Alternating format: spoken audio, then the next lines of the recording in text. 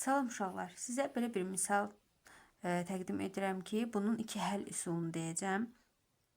Birinci ən sadə yolu, deməli, ən tez həll etmək üçün 1000 və 998-i 999 şəklində ifadə edirik. Yəni 999-un kvadratı çıx 999 üstə gəl 1 olur 1000. 999 çıx 1 olur 998.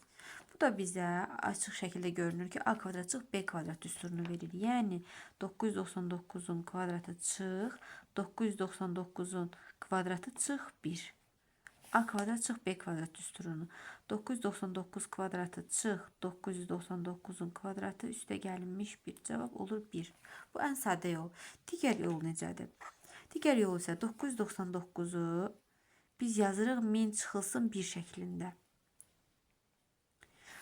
1000 çıxılsın 1 şəklində. Burada isə a çıxılsın b-nin kvadratı kimi açırıq.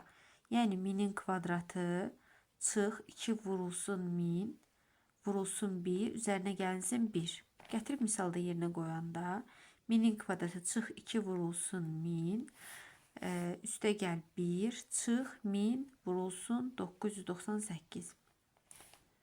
Baxın, bu iki hissədən hər ikisindən mötərizə xaricinə çıxarırıq 1000-i. 1000-i mötərizə xaricinə çıxardanda burada bizdə qalır 1000.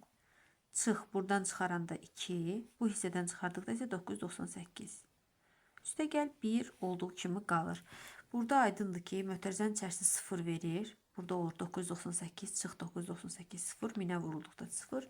Cavab 1.